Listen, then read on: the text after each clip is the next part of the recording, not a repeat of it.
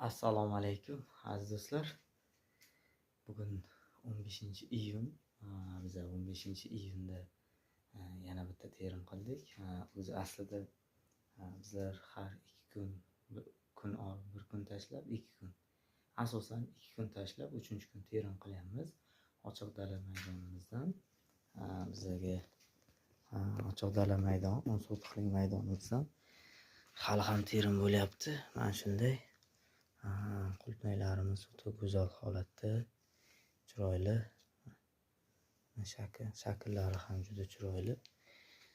Bizada mana shunday terim bo'lmoqda. 60 kilo, 70 kilo, 40 kilodan 70 kilogacha, 80 kilogacha, ba'zi vaqtlar 100 kilo chiqyapti. Mana shunday qulupnaylarimiz. Yoz faslida qulupnaylarimiz urug'lari juda bo'rtib chiqadi.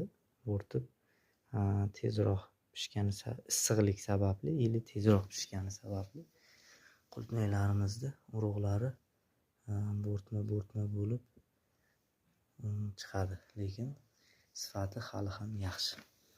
Hali ham juda a'lo darajada sifatlari, bilislari ham chiroyli. Bugun 70 kilo terim qildik. Aziz do'stlar, biz hali ham terim qilmoqdamiz. Hali ham 10 sotixlik maydonimizdan hali gullari juda ko'p. Hosillarimiz hali ko'p. Menimcha hali yana 1 oylar terim qilsak kerak. 1 oylar. Biz ko'chat ham, tanob ham beryapti, hosillarni ham teryapmiz. Tanoblarda avaylab biz hosillarni terib olyapmiz, uvol qilmasdan. Sog' bo'linglar, salomat bo'linglar. Bizani kuzatishda davom etinglar. Bizlar hali ham terimdamiz.